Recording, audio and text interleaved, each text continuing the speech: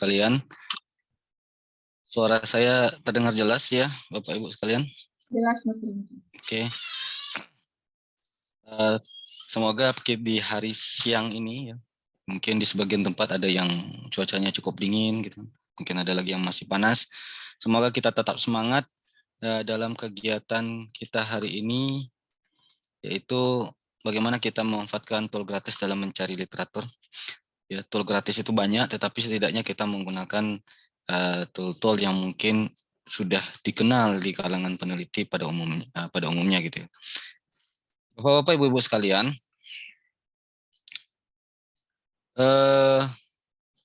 saya izin share dulu ya.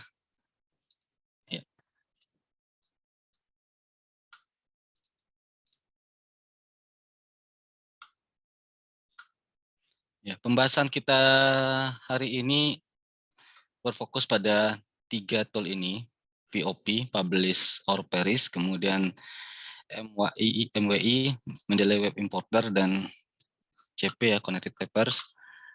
Kita akan mencoba melihat karakteristik dari setiap tool ini, kemudian bagaimana kita memanfaatkannya untuk mencari artikel, kemudian selanjutnya tentunya nantinya bisa Bapak Ibu praktekkan dalam penggunaannya saya dalam kegiatan penelitiannya.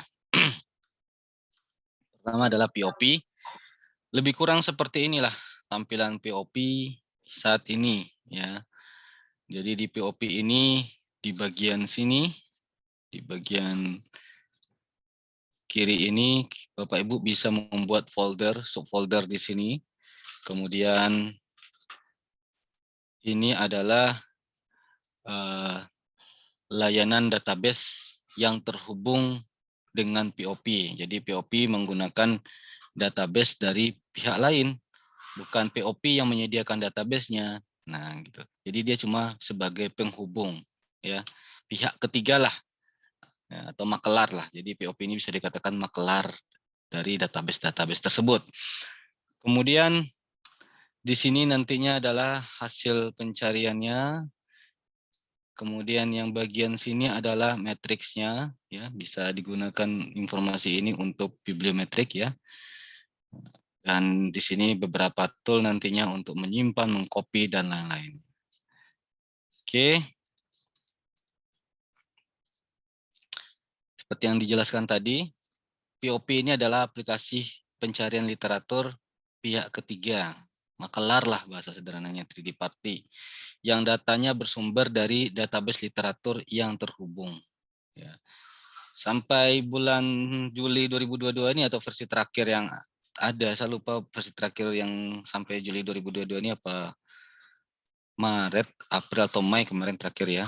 Tapi setidaknya sampai sekarang ini database yang digunakan diantaranya adalah ini. Ya. Dia ada penjelasan sebelah sini di POP-nya itu. Ini bintang 1 berarti datanya bebas atau gratisan. Kemudian bintang 2 butuh registrasi, bintang 3 butuh ya ini terdaftar ya. Jadi ada langganan berbayarnya gitu. Kemudian kalau kita perhatikan di sini ya, kalau kita bicara tentang kualitas ya. Kualitasnya tentunya yang bisa kita gunakan dan tanpa perlu membayar lagi adalah yang ini dan yang ini ya. Jadi PubMed ini sebenarnya saya bisa mengkritisi sebenarnya di PubMed ini mereka seharusnya bintang 2 ini. Kalau dilihat dari layanan yang ada sekarang ini. Ya, bintang 2 PubMed. Tapi nggak masalah, yang penting masih gratis meskipun harus mendaftar. Nah, inilah 2. Kalau yang mau bisa mau yang subscription yang berbayar ya ini. Jadi jangan ya kalau bisa, apalagi yang sudah pasca sarjana, apalagi kalangan dosen, hindarilah ya menggunakan ini ya kan dan sejenisnya. Kalau ini juga ini bisa juga digunakan, tetapi ya levelnya di atas ini sedikit lah Jadi yang kalau kita bicara kualitas, kita fokus sini, sini, dan ini. Sekarang tinggal pilihan bagi Bapak-Bapak Ibu-Ibu sekalian, mau yang mana, gitu kan. Kemudian aplikasi ini memberi pada dasarnya ya aslinya aplikasi ini ya, atau secara lahirianya, genetiknya. Aplikasi ini adalah aplikasi yang berfungsi untuk memberikan informasi bibliometrik atau citation based matrix ya. Informasi-informasi itu berdasarkan apa? Berdasarkan metadata literatur yang dijaring atau yang diinputkan ke dalam POP tersebut. Ini bisa dilihat nantinya di sebelah kiri, sebelah kanan tampilan kita nanti akan ada citation metric. Ketika kita setelah memasukkan keyword, key phrase dan booleannya akan muncul data-data ini. Nah, nanti juga bisa kita analisis itu kan bisa dari sininya. Nah, itu lahiriahnya atau genetiknya POP adalah untuk bibliometrik. Jadi dari sini kita jangan lagi bicara POP untuk mencari artikel. Nah, ini hati-hati bahasanya. POP itu untuk bibliometrik base-nya aslinya. Nah, kemudian aplikasi POP memiliki limitasi terhadap jumlah maksimal literatur yang dapat dijaring oleh sistem POP. Jadi karena POP ini tidak menyediakan database sendiri, tetapi dia memaklarkan lah, tanda kutip memaklarkan database orang lain, misalnya dari Scopus, dari PubMed, atau dari Google Scholar. Nah, dalam sistem pencariannya dia ada keterbatasan, yaitu misalnya ketika kita menggunakan layanan yang Scopusnya, itu maksimal pencarian hanya 200 literatur. Jadi bayangkan kalau keyword kita, key phrase kita yang kita butuhkan tersebut ternyata dia seharusnya lebih dari 200 ribuan, bahkan puluhan ribu, itu nggak kedeteksi di sini. Kita cuma dipilihkan 200 oleh POP. Nah, sehingga kita tidak bisa menjadikan POP ini apa istilahnya landasan 100% bahwa pencarian, ya ini pencarian, sudah dilakukan pencarian dan ini hasilnya, nggak bisa. Nggak bisa seperti itu. Tetapi kita bisa mengusahakan memaksimalkannya dengan cara memparsialkannya nantinya, ya. Memparsialkannya, ya, karena dampak keterbatasan ini kita bisa memparsialkannya, ya. Nah, nanti dijelaskan. Ini saya akan membahas ini dulu. Dampak keterbatasan jumlah maksimal harian ini. Otomatis ya tadi tidak menjaring seluruh literatur apabila hasil pencarian seharusnya melebihi batas maksimal dari POP. Kalau PubMed batas maksimalnya 2000. Bayangkan kalau kita menggunakan keyword, key phrase yang harusnya lebih dari 2000. Nah, ini jangan asal klaim, hati-hati ya. Kemudian untuk siapa? Google Scholar 1000 bagi yang masih mau menggunakan Google Scholar. Nah, kemudian ada dua dampak di sini ya. Karena keterbatasan itu. Pertama pada pencarian literatur seperti yang dijelaskan tadi. Nah, ini tidak bisa dijadikan patokan jadinya. Kecuali kalau kita mengakalinnya. Dan ini harus hati-hati dalam mengakalinya. Kemudian dampak pada citation metriknya apa? Ya, tidak menggambarkan metrik secara utuh jadinya. Nah, kita butuh akhirnya gimana? Memparsialkannya juga gitu loh. Jadi metriknya berdasarkan parsial waktu yang ada. Jadi seperti itu ya. Kemudian kita melihat bagaimana kondisi metadata pada hasil pencarian literatur di POP ini. Nah, ini harus kita pahami juga. Ketika kita melakukan pencarian dengan POP, ternyata kita nggak mendapatkan dokumennya secara langsung. Kita masih butuh membuka linknya untuk melacak di mana dokumen itu berada, dan kalau bisa di-download, kalau tidak ya nggak bisa. Yang ada pada metadata hasil pencarian literatur di POP itu adalah pertama judulnya, autornya, tahunnya, tipenya, publishernya. Yang tidak ada selain dokumen, ya tidak ada keyword dan abstrak. Nah, ini menjadi catatan bagi kita, terutama yang barangkali sudah pernah mengikuti kelas saya yang lainnya, yaitu misalnya riset gap dan novelty dengan Foursquare untuk memutuskan apakah ini ada negatif gap apa tidak. Sebelum kita memutuskan pada langkah selanjutnya, apakah butuh pencarian novelty lebih mendalam dengan confusion gap atau application gap atau tidak, gitu kan. Kita membutuhkan keyword untuk analisisnya. Nah, jadi kekurangannya di sini kita tidak bisa langsung menggunakan metadata pada POP dari POP ini untuk analisis pada Foursquare yang ditujukan untuk mencari novelty research gap. Nah, ini saya akan coba menunjukkan publish operisnya. Ya, lebih kurang seperti ini tampilannya tadi ya. Nah, kemudian di sini kita bisa bikin folder, foldernya ini sudah ada proses pencarian yang saya lakukan misalnya gitu kan. Nah, hasilnya seperti ini. Kemudian kalau mau lihat bagaimana metriknya gitu kan, di sini kelihatan metriknya. Di sini bisa dilihat metriknya juga per tahun bagaimana, ranknya, autornya siapa saja.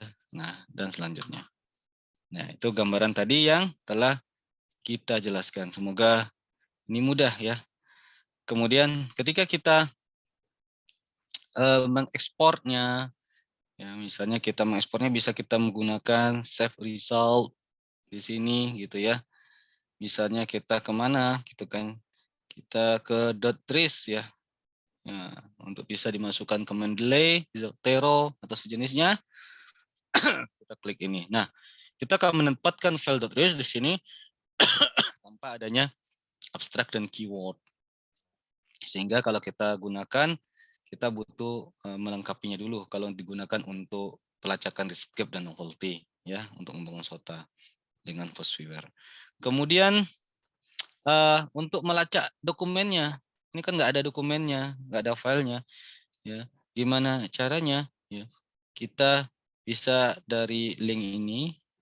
Kalau kita sering ulang kan repot, nah langsung aja di sini. Di sini open publisher version. Nah ini juga. Ini akan mengikuti link di sini. Langsung klik aja. Ini kalau misal diklik, nanti Bapak Ibu akan diarahkan ya ke halaman browsernya. Ini prosesnya pencariannya. Oh ini ternyata dari Willy gitu ya. Nah, kita lihat apakah bisa kita mendownloadnya apa tidak. Kita cek dulu filenya gitu kan. Oh ini PDF-nya bisa nih seperti ini. Langsung kita klik, lalu kita download. Ya. Lalu nanti kita integrasikan di Mendeley, metadatanya terintegrasi dengan PDF-nya. Jadi seperti itu. Selanjutnya, ya,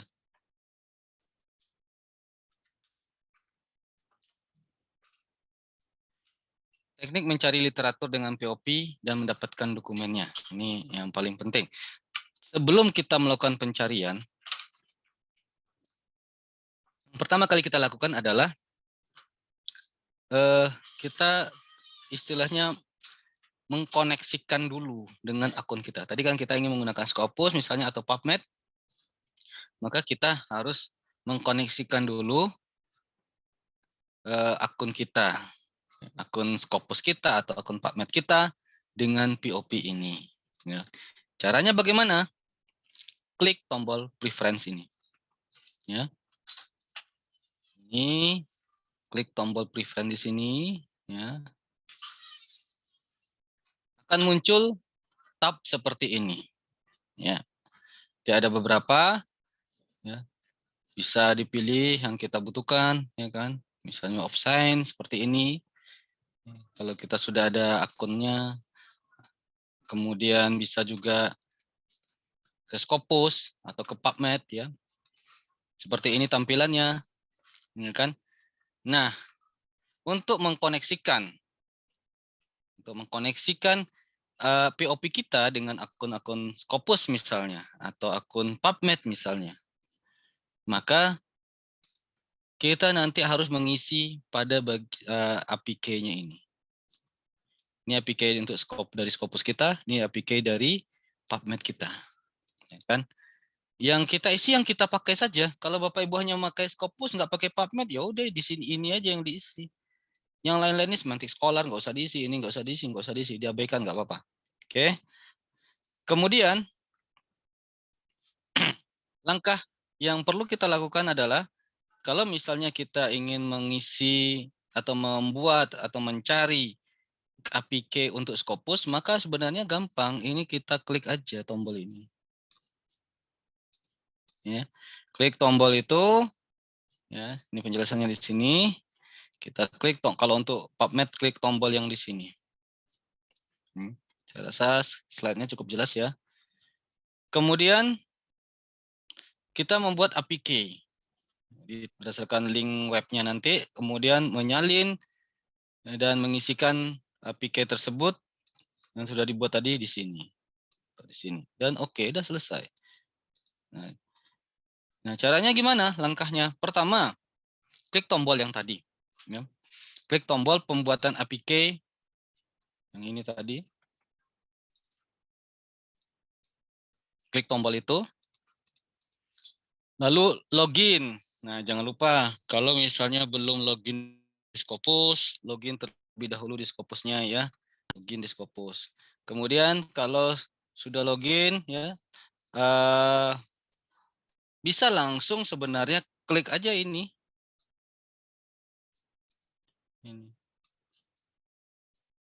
Atau salin aja link ini.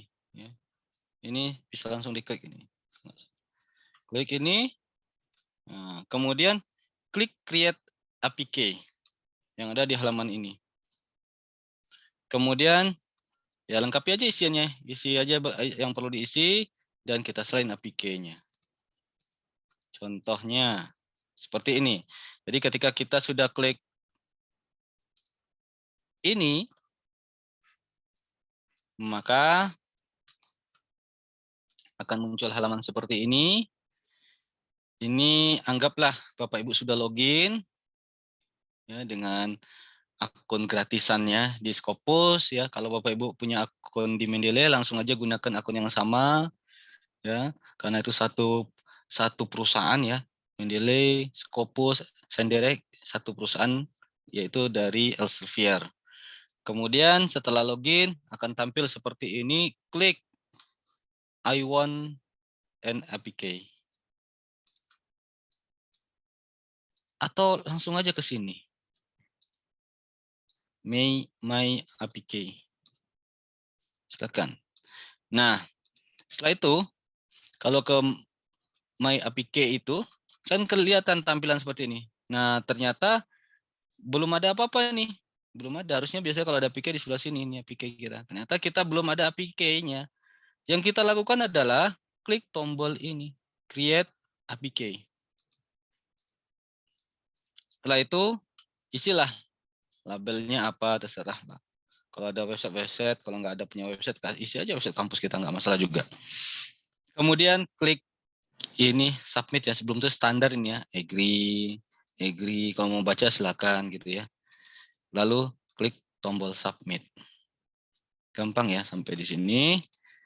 Setelah itu akan muncul pada My APK tadi seperti ini. Nah, ini kita copy APK yang ini. Kita klik, kita copy, lalu kita salin ke sini. Nah, setelah itu oke. Gimana dengan PubMed? Hampir sama saja. Kita klik yang ada tombol tadi yang ketika di POP itu, atau tombol atau link yang ini. Jangan lupa login. Kemudian ya saya sarankan kita menggunakan ORCID ya. Peneliti zaman sekarang KTP-nya ORCID ini, ORCID ID gitu ya. Ini kita KTP-nya para peneliti lah, para peneliti zaman sekarang gitu. Kemudian kita klik di halaman ini nantinya adalah create an APK. Nanti diantarkan ke halaman APK management, copy, ya. Setelah itu disalin seperti Scopus tadi, disalin ke ininya, ke PubMed tadi. Sampai di sini mudah ya Bapak Ibu sekalian. Nah, setelah kita ya menambahkan ini semua gitu, APK-APK-nya ini kita klik oke ini ya. Kita artinya tinggal memakainya ya. Kita tinggal memakainya sekarang. Nah, bagaimana kita cara memakainya? Anggaplah kita menggunakan yang Scopus dulu. Kita klik tombol Scopus ini. Oke. Setelah kita klik tombol Scopus, seperti contoh ini, kita masukkan keyword keyphrase kita yang telah kita siapkan ya, yang telah kita rancang sebelumnya. Contohnya saya apa ya? Mungkin yang apa? Saya ini aja, asal aja ya, misalnya school finance. Tidak kelihatan sama saya. School finance. Nah, saya kasih tanda kutip. Misalnya saya ambil ini dulu aja, satu keyphrase ini. Saya lakukan pencarian, search. Nah, perhatikan di sebelah sini ya, perhatikan. Ini. Sekarang coba lihat maksimum 200 result-nya gitu ya. Nah, jika kondisinya seperti ini, maksimum 200 gitu ya result-nya. Saya ulangi dengan penambahan inilah misalnya.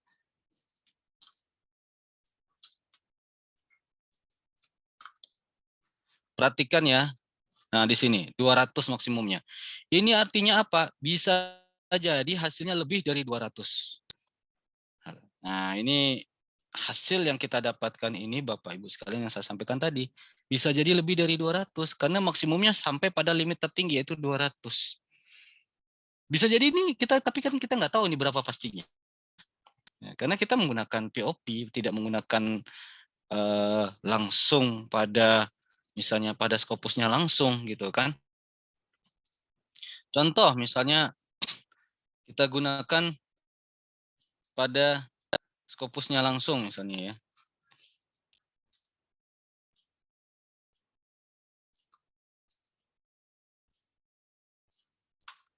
Saya coba buka Scopus dulu. Berat sinyalnya. Nah, ini kembali ke sini dulu aja. Lalu bagaimana kita mengakalinnya gitu ya? Ada beberapa teknik kita cara mengakalinnya nantinya ya. Teknik pertama ya, kita membatasi tahun. Kita cari per tahun aja dulu misalnya tahun 2022 saja. Nah, ini maksimal tadi 20 ya. 20 kita tambahkan 2001 2022. Nah, ini maksimal 58. Nah, supaya tadi tidak error karena tahun kan harusnya beda ya. Tadi ada sedikit error tapi tetap dia lakukan pencarian. Kalau satu tahun yang sama ada sedikit error. Nah, tahun yang berbeda 2021 sampai 2022 tadi hasil pencariannya adalah 58. Nah, ini kita kumpulkan. Artinya pencarian pertama kita mendapatkan 58. Kita cari lagi di tahun yang lain 2020 sampai 2021. Nah, ini 80. Begitu seterusnya. Nah, kita ambil satu persatu ini. Ya. Ambil satu persatu. Kemudian begitu seterusnya, begitu seterusnya. Ya, itu tekniknya ya, untuk ngakalin, untuk mengambil yang bagaimana di bawah 200 secara bertahap. Jadi kalau misalnya kalau 10 tahun dia punya sekitar 1.500, nah siapa tahu nanti setiap tahun ada yang di bawah, ada yang 150, 175, 80, 50 dan seterusnya kita kumpulkan. Kemudian metadatanya kita gabung semua di Mendeley. Ya. Selanjutnya ini contoh ya. Tadi gampang ya, klik tombol search katanya kan, nunggu proses pencarian selesai. Ya, ini yang saya sampaikan tadi ya. Menggunakan limitasi tahun. Ya. Nah, jika setelah melakukan limitasi tahun ternyata masih mencapai batas maksimal pencarian POP, kalau Scopusnya 200, wah ini kan bingung. Ini gimana? Maka yang kita lakukan adalah memparsialkan pencarian kita itu. Apa keyword kita? Segala sesuatu yang terhubung dengan or, seperti yang dicontohkan ini misalnya, online media, or sosial media, ini kan sifatnya or ini makin memperluas, maka kita pisah saja. Online media and bad effect. Social media and bad effect. Nah, kita pecah seperti itu. Jadi yang terhubung dengan or ini kita pecah. Nah, kita lihat lagi setelah itu. Kira-kira hasilnya bagaimana? Masih sampai 200 apa tidak? Kalau udah di bawah 200, 199 udah aman. Tapi kalau sampai 200 di Scopus, maka kita tambahkan, kita kombinasikan dengan limitasi tahun. Nah, ini hati-hati ya. Ini perlu ketelitian kita supaya yang kita kumpulkan itu tidak acak-acak jadinya ya, nggak berantakan. Lalu nantinya kita gabung di Mendeley. Kemudian, ya, tadi ini sudah dijelaskan, menyimpan metadata literatur hasil pencarian dengan menggunakan serve result. Kalau kita menggunakan Mendeley, kita berikan .trace dulu, ya. Kemudian, ya nanti ini juga bisa kita lengkapi di Mendeley terlebih dahulu. Kemudian tadi sudah dijelaskan mendapatkan dokumen literatur dari si pencarian POP, sudah dijelaskan ini, oke ya, sudah paham. Itulah sekilas tentang POP, publish or perish, gampang ya Bapak Ibu sekalian. Jadi kalau kita ingin melakukan pencarian misalnya apa namanya untuk menggunakan PubMed misalnya ya, kita klik aja PubMed-nya. Jangan lupa APK-nya sudah diisi.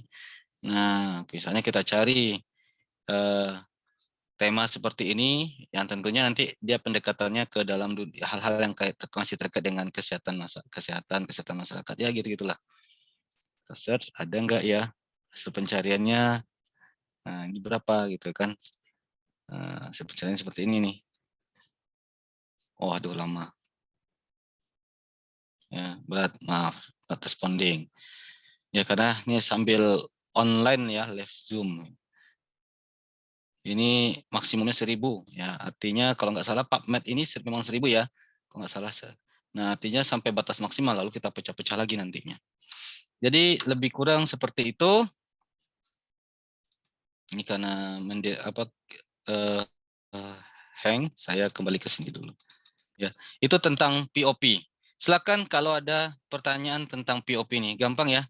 Kalau kasus penjaring artikel di POP, gampang sekali. Yang penting APK-nya, kemudian kita tahu bahwasanya ada batas maksimumnya, lalu kita akalin dengan memisahkan yang tesaurusnya atau memisahkan berdasarkan tahun-tahunnya, lalu kita kelompokkan nantinya di Mendeley. Ya. Silakan Terufa kalau ada pertanyaan untuk bagian pertama ini. Oke, terima kasih Mas Rani atas penyampaian materinya. Yang pertama dari Bu Ayu Puji, kalau tidak punya akun Orchid bisa create APK-nya enggak? Silakan Mas Rani. Ya, kalau itu maksudnya berarti ketika mau menggunakan PubMed ya masih bisa sampai setahu saya PubMed itu masih bisa mendaftar tanpa Orchid apa ya? Coba saya cek dulu. Nah, kalau enggak, karena memang sekarang itu sebagian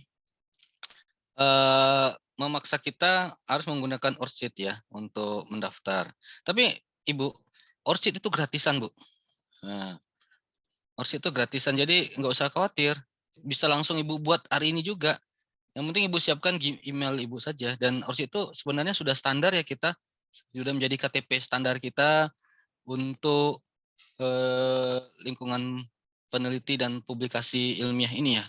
Jadi buka aja langsung Orchid.org ya. Saya share di chat Zoom ini. Orchid.org, nanti langsung daftar. Ini ya. Langsung aja daftar nanti. Sign in or register. Langsung ya. Masukkanlah ininya nanti. Bisa pakai Gmail langsung kebuat nantinya. Isi dengan data yang sebenarnya, ya. Tuh. Kemudian terkait yang ini, terkait PubMed, ya. Nah, memang paling standar dia menyarankan pakai ORCID. Masih bisa menggunakan yang lain ya. Misalnya menggunakan Google akun gitu kan. Kemudian email Microsoft juga bisa dan yang lainnya. Ya, atau sign up standar ya. Tidak menggunakan email seperti ini, mungkin mau menggunakan email pribadi yang lain silakan. Jadi lebih kurang seperti itu. Lanjut ya Lufa. Semoga menjawab ya Ibu ya. Selanjutnya dari Pak Ferdinandus, kalau belum register di Scopus bagaimana caranya Pak? Silakan Mas Sony. Kenapa? Kalau belum register Oh, di Scopus bagaimana caranya? ya register aja daftar aja di Scopusnya. Kan kita ya misalnya gini, Bapak Ibu sebenarnya kalau punya akun Mendeley itu udah otomatis itu. Nanti bisa digunakan di Senderek, di Scopus, paling hanya diaktifkan aja itu kalaupun ada masalah sedikit. Dan untuk akun gratisnya kita bisa menggunakan. Akun gratis di Scopus ini ya tentunya ada keterbatasan. Kita tidak bisa menggunakan layanan search Scopus, Scopus Search, kemudian dan beberapa layanan lainnya. Jadi kalau untuk cuma mendaftar akun di Scopus kita bisa. Dan perlu ditekankan di sini akun tuh seperti apa maksudnya, ya. Bedakan antara ID Scopus dengan akun Scopus. ID Scopus itu adalah ID kita. Ya, kalau kita sudah pernah menulis artikel yang publish di sebuah jurnal yang terindeks Scopus, maka kita akan mendapatkan ID Scopus. ID Scopus itu belum tentu kita yang bisa menguasai kalau kita tidak mengintegrasikannya dengan akun Scopus kita. Contoh kasusnya kejadian mentor kita ya, Mbak Sunarti, setahun yang lalu kalau nggak salah. Nah, dia sudah menghubungi akun Scopusnya itu pakai SBM ITB, ya.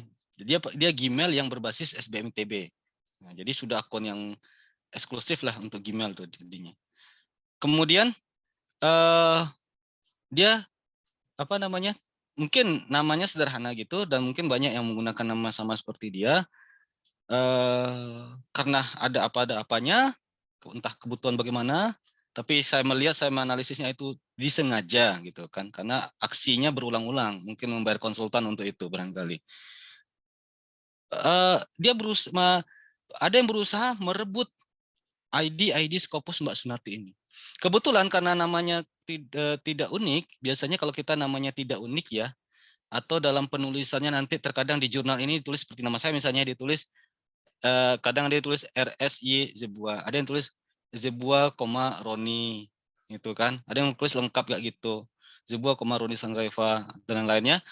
Nah terkadang yang namanya robot ya dia akan mendeteksi itu berbeda gitu kan, akhirnya ID-nya setiap artikel publish ID-nya beda lagi. Nah Mbak Sunarti itu setiap ada artikelnya publish terindeks Scopus langsung dapat ID baru, langsung dapat ID baru, langsung dapat ID baru ya. Sempat kerepotan pada waktu itu kita memergernya gitu kan.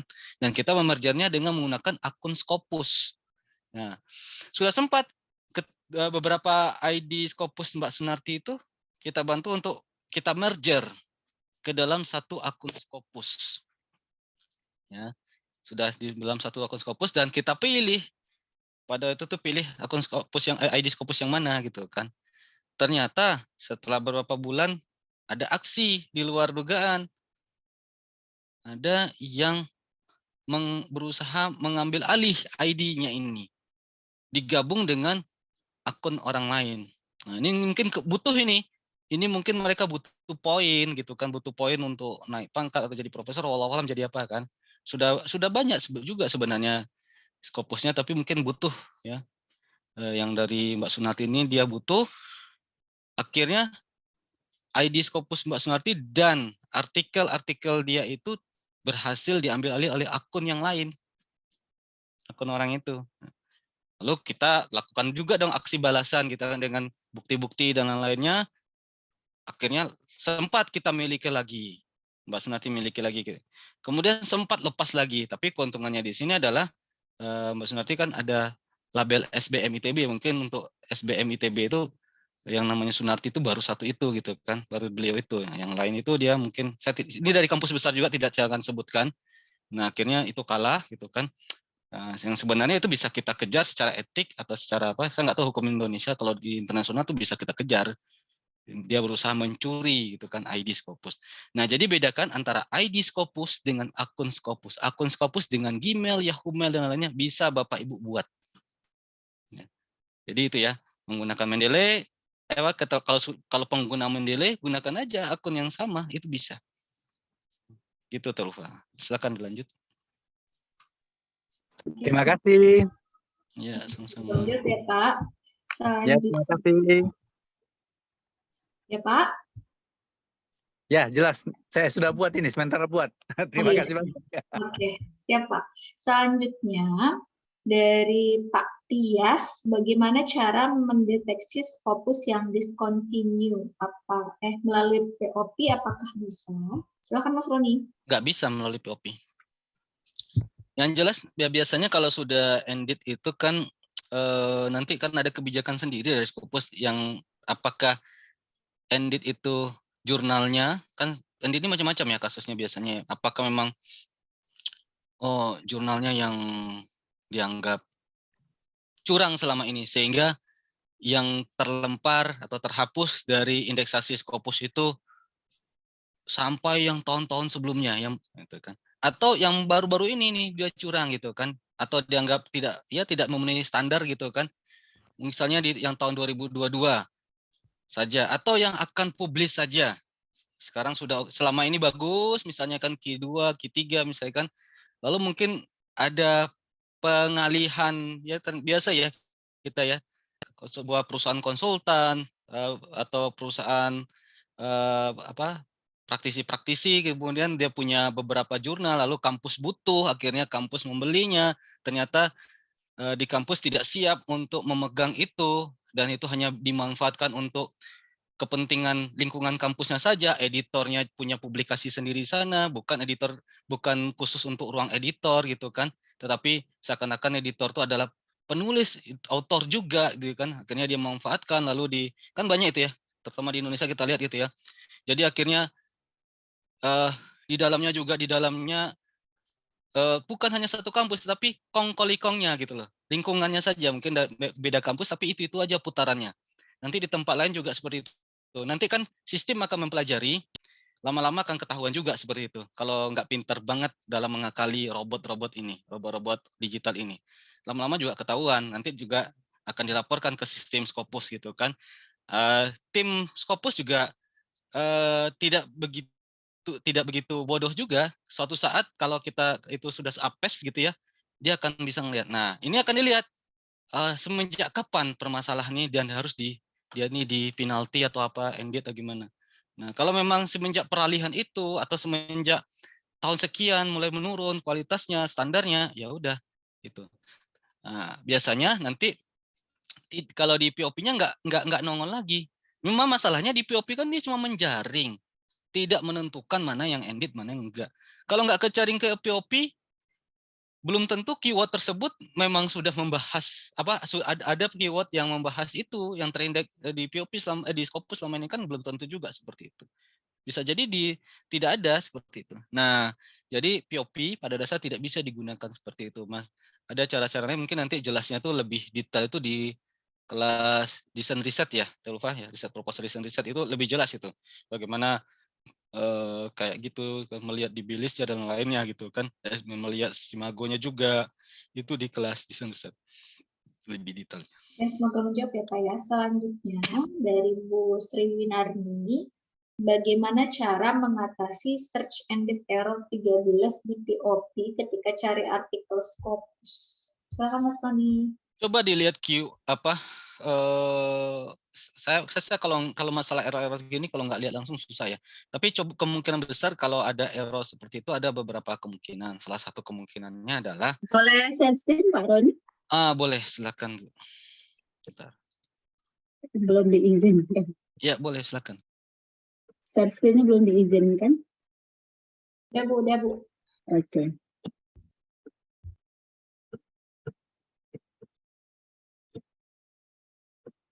Seperti ini Pak Roni. Jadi kan APK-nya sudah ini saya kopikan kan. Nih, kalau mencari jadinya seperti ini. Baik Bu. Kita sudah kelihatan kesalahannya di Iya, mana. oke.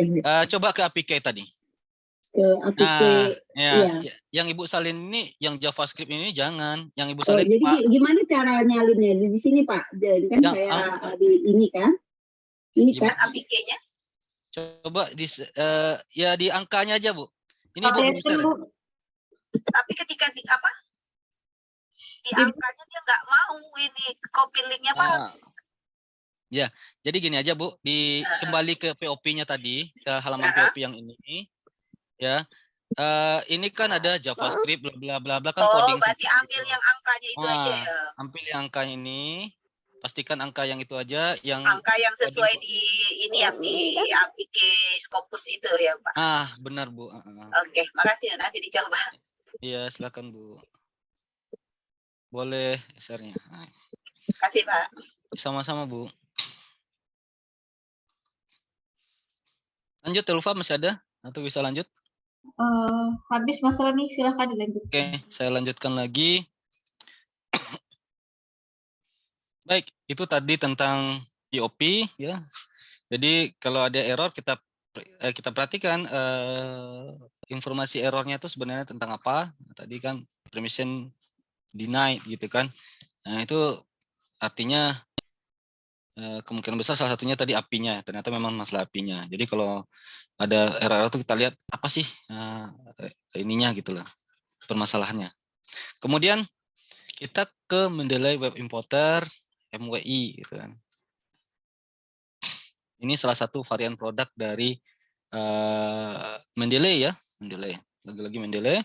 Kemudian ini tampilannya nantinya lebih kurang seperti ini tampilannya yang sebelah kanan ini.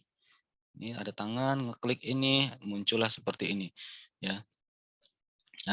Fungsi dari si Mendeley ini nantinya adalah pada dasarnya adalah ketika kita membuka sebuah web, ya, kita bisa langsung menyimpan mungkin link webnya, metadata yang ada di webnya, atau artikel-artikel yang ada di webnya itu seperti ini ke dalam cloud kita, ke dalam cloud Mendeley kita, ya.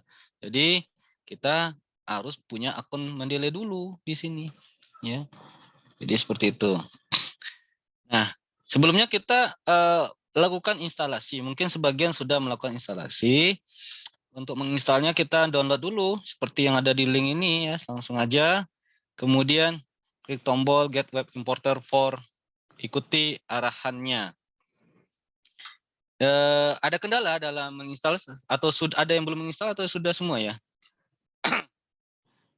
Sudah semua, saya rasa saya nggak perlu ngulangi ini. Bapak Ibu sekalian, ada kendala? Ada yang belum menginstal? Karena saya akan skip ya. Kalau sudah menginstal saya skip aja. Silakan Bapak Ibu yang punya kendala. Mungkin boleh contohkan aja. Oh, belum install, ada yang belum install Mas Roni. Oke. Jadi kalau bagi yang belum install langsung klik link ini ya, Bapak Ibu sekalian. Mendeley yang ini ya. Kemudian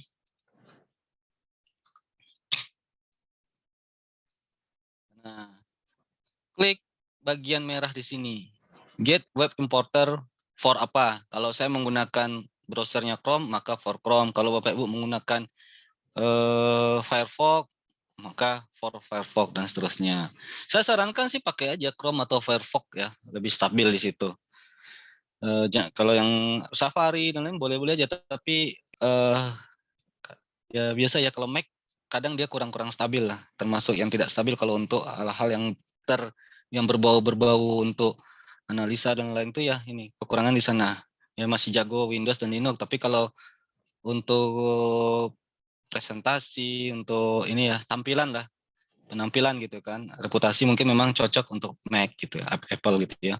Kemudian kita klik di sini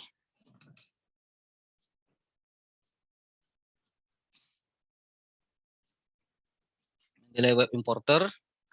Nah, setelah itu kita perhatikan pada biasanya di kanan atas seperti ini.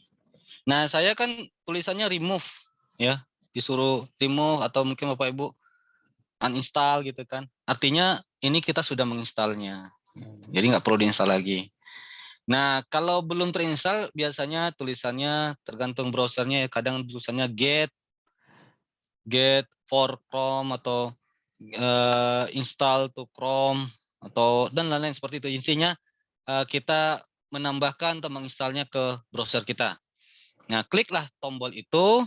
Setelah itu ikuti langkah-langkahnya seperti menginstal yang lainnya. Ikut aja. Mau login dulu dan lainnya di Chrome. Nah, setelah itu saya pindahkan dulu. Kita cek pada bagian sini. Nah, kalau sudah ada yang ini, ya itu kan tombolnya si Mendeley ya. Artinya sudah terinstall dan sudah aktif atau siap dipakai. Tapi kalau belum muncul, padahal di sini ya tertulis remove, artinya sudah terinstall. Tapi kok belum muncul? Nah, apa yang harus kita lakukan? Kalau nggak salah ada di sini. Yang kita lakukan adalah, nah ini setelah kita cek ya, kita klik pada puzzle yang gambar puzzle ini ya. Gambar puzzle seperti ini. Anggap yang ini belum muncul ya, yang punya saya ini ke puzzle ini. Kita lihat dulu di sini, pengecekan pertama di sini. Nah, ternyata dia misalnya gini belum muncul nih. Klik puzzle-nya. Ternyata ada di sini, tapi kok belum muncul? Oh, ternyata belum di pin. Pinnya masih belum berwarna biru. Kita klik biru. Muncul ya, gini ya. Ini. Gitu ya. Kemudian ya ini ada teman-temannya misalnya kalau Bapak Ibu ada pakai Grammarly juga di sini. Encapture ini NVivo Capture gitu ya untuk pengolahan kualitatif dari sosial media dan lainnya pakai NVivo misalnya. Nah, kemudian ini bisa kita atur kalau misalnya laptop kita agak berat ya kita aktifkan saja yang kita butuhkan gitu loh. Yang nggak kita butuhkan kita nonaktifkan. Oke. Nah, jika di sini sudah diperiksa, ternyata tidak ada. Ya, di sini sudah diperiksa, ternyata tidak ada. Nah, apa yang kita lakukan? Bisa kita klik bagian manage extension ini. Nah, kita cek di sininya. Ya. Oh, ternyata ada Mendeley Web Importer. Ya. Kalau sudah terinstall, dia pasti ada di sini. Tapi mungkin, kenapa belum muncul di puzzle tadi belum muncul juga? Mungkin dia belum aktif seperti ini. Belum biru jika di sini. Ya, makanya di puzzle-nya nggak ada juga. Di sini nggak ada di atas, di puzzle-nya juga nggak ada. Ya, nggak ada. Maka yang kita lakukan adalah kita aktifin. Pastikan biru geser ke kanan. Sehingga biru, kita lihat lagi di puzzle-nya. Baru ada, kita pin lagi, muncul. Jadi gampang ya untuk menginstalnya. Selanjutnya, saya rasa tidak ada pertanyaan untuk itu ya, sudah gampang. Kemudian kita lihat dulu lingkup penggunaan Mendeley Web Importer ini.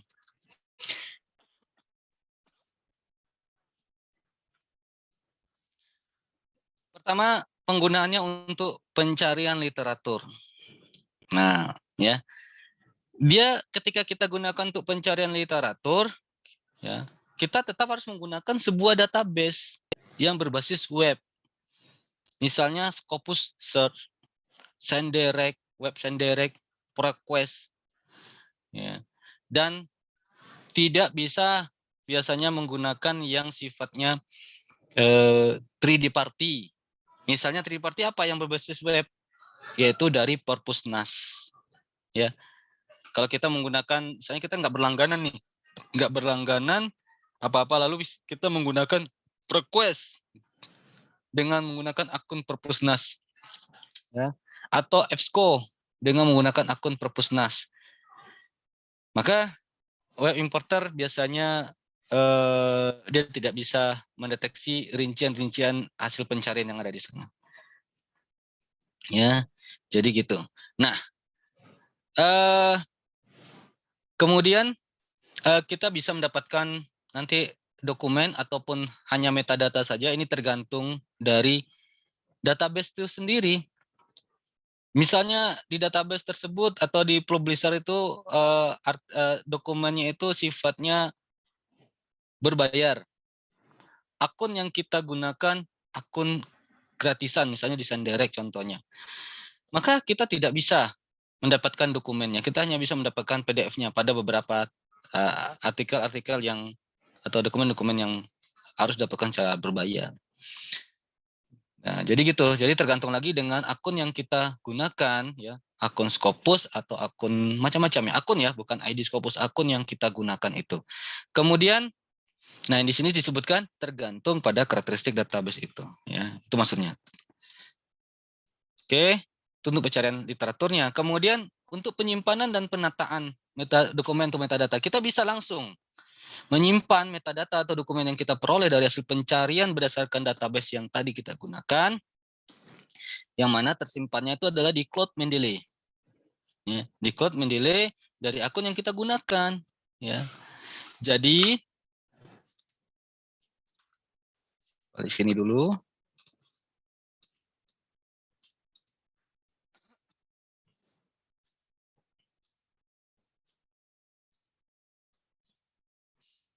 Misalnya ini, ya. Inilah, ini saya sudah login ya. Misalnya saya sign out dulu ini, lambat ini reaksinya nih. Aduh, sinyalnya lagi ini. Ya. Jadi intinya harus login dulu ya Bapak Ibu. Saya dari slide aja dulu. Nah, contohnya misalnya seperti ini. Kita buka salah satu database literatur dan login yang jika dibutuhkan. Misalnya kita menggunakan SendDirect gitu ya. Ya, saya ingin mencontohkan secara langsung tadi. Sayangnya ini.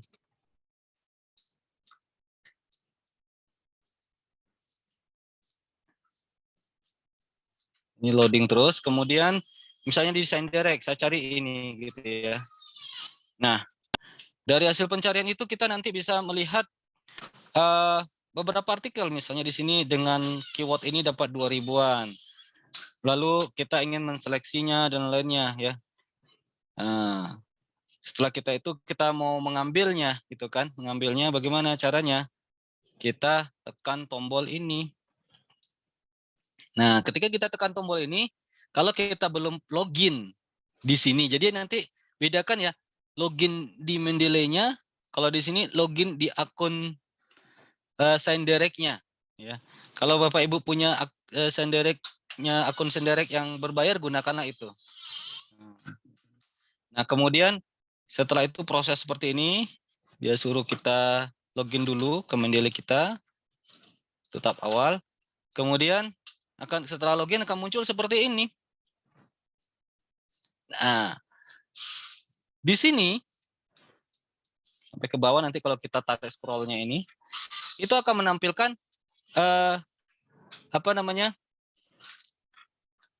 literatur-literatur, referensi-referensi yang ada di halaman ini. Kalau di halaman ini ada 20 referensi, maka di sini 20 juga. Tarik aja, di scroll aja ini ke bawah. Nah, ini sama, lihat. Ini sosial media bla bla bla bla bla. Ini juga nanti ada di bawahnya ini ya, sosial media ini. Mungkin udah saya tarik ini tadi. Begitu seterusnya. Nah, kemudian di sini kita bisa melihat ya ketersediaan PDF-nya bagi kita. Kalau akun kita ini bagaimana aksesnya ya? Misalnya akun gratisan, mungkin tidak semua PDF bisa kita download. Atau akun yang berbayar mungkin sebagian PDF yang bisa download. Atau akun berbayarnya yang eksklusif, semuanya bisa kita download. Nah, maka di sini akan kelihatan ketersediaannya. Kalau muncul seperti ini, artinya bisa kita ambil PDF-nya langsung. Tinggal kita centang. Kalau misalnya ada PDF-nya, maka ketika kita masukkan, kita pilih nantinya, kita masukkan ke Mendeley kita pilih terlebih dahulu kita mau masukkan kemana. Kalau kita sudah membuat folder dan subfolder di Mendeley kita, maka kita langsung ke subfolder tertentu tadi. Misalnya berdasarkan keyword, berdasarkan tema, berdasarkan apa gitu kan. Sudah kita siapkan subfoldernya, langsung masukkan ke sana. Kita klik tombol add, dia akan masuk ke cloud Mendeley kita. Ingat, ke cloud Mendeley kita. Bukan ke laptop kita gitu ya, tapi ke cloud Mendeley kita, ke cloud storage Mendeley kita. Sehingga kalau kita membuka pakai Mendeley desktop, kita perlu sinkronisasi dulu gitu. Online kan dulu Mendeley desktopnya, kita sinkronkan. Bagi yang ingin mengambil PDF-nya, ambil dulu PDF-nya, lalu lokasikan dengan cara yang tepat dan di-linkkan dengan cara yang tepat untuk di laptopnya, ya. Jadi gitu. Tapi PDF-nya pada dasarnya sudah ada di cloud kita kalau memang tersedia PDF-nya. Nah, kita bisa memilih-milih dulu. Oh ini folder yang ini subfolder ini bisa dipilih. Lalu ke halaman berikutnya kan ini 2000 misalnya satu halaman 100, maka kita ke halaman 2 dari artikel 101 sampai artikel 200, lalu kita pilihlah dari sisi misalnya kalau kita melakukan seleksi tahap pertama misalnya ya, seleksi dulu dari judulnya gitu kan. Nah, bagi mengikuti SLRM tadi sudah dibahas ya. Nah, seleksi tahap pertama kita seleksi judulnya dulu. Nah, dari sini kita seleksi judulnya, kita pilih yang cocok, kita masukkan ke subfolder yang tepat. Gitu ya. Saya coba lihat lagi bagaimana. Ini memang sepertinya sinyalnya.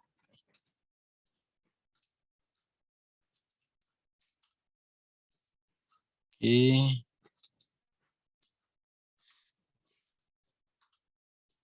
Nah, saya contohkan langsung aja ya, tadi nggak bisa sign out. Nah, ini misalnya saya tidak login ya. Halang. Saya belum login di SendDirect, saya menggunakan nekat aja lah, menggunakan yang tidak tanpa akun misalnya. Ya risikonya gini nih, PDF nggak di ini PDF rata-rata gitu, nggak dapat PDF ini. Checking PDF gitu kan, oh nggak bisa. Ini bukan berarti oh nggak ada PDF-nya. Lihat dulu akun kita nggak ini aja nggak pakai akun, ya wajar. Kalau pakai akun kira-kira apa yang bisa kita dapatkan dengan akun kita kalau akun gratis? Nah, kadang ada yang dapat, kadang nggak dapat, gitu kan. Nah, ini ada nih, meskipun nggak ada akun, dapat PDF-nya nih. Nah, setelah itu kita pilih nih. Nah, misalnya saya sudah membuat misalnya folder seperti ini, mana yang mau saya gunakan? Mau saya gunakan folder yang ini aja misalnya. Ya. Nah, lalu saya pilih misalnya ini nanti di folder ini, saya cek lagi, baca lagi kan. Sampai sehabis-habisnya ya. Kemudian pindah ke halaman selanjutnya misalnya. Halaman dari ini, halaman kedua atau dari artikel 26 sampai selanjutnya. Ya. Nah, ini nanti akan menyesuaikan, tunggu sejenak. Ini tergantung dari kondisi sinyal kita juga ya, hati-hati. Kalau perlu kita tutup dulu, kita buka lagi biar ada reload dia. Kita lihat, oh sudah ya. Kita cek lagi mana yang mau kita masukkan gitu kan. Kok ini ada lagi nih. Udah betul belum tadi? Oh, display per halamannya. Maaf, saya salah. Nah, berarti di sebelah sini. Oh ya, di sini. Next. Nah, next. Nah, kita tunggu dulu. Biasanya butuh waktu ya. Reloadnya. Ini lagi lambat. Biasanya nanti dia reload. Ada putar dulu ini. Karena kita ganti halaman gitu loh.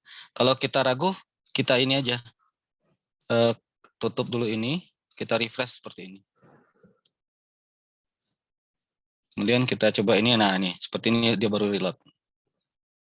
Lama ya. Nah ini, nah provision off. Nah ini ada PDF-nya, ini nggak ada PDF-nya. Begitu selanjutnya. Gitu cara mencarinya ya. Kemudian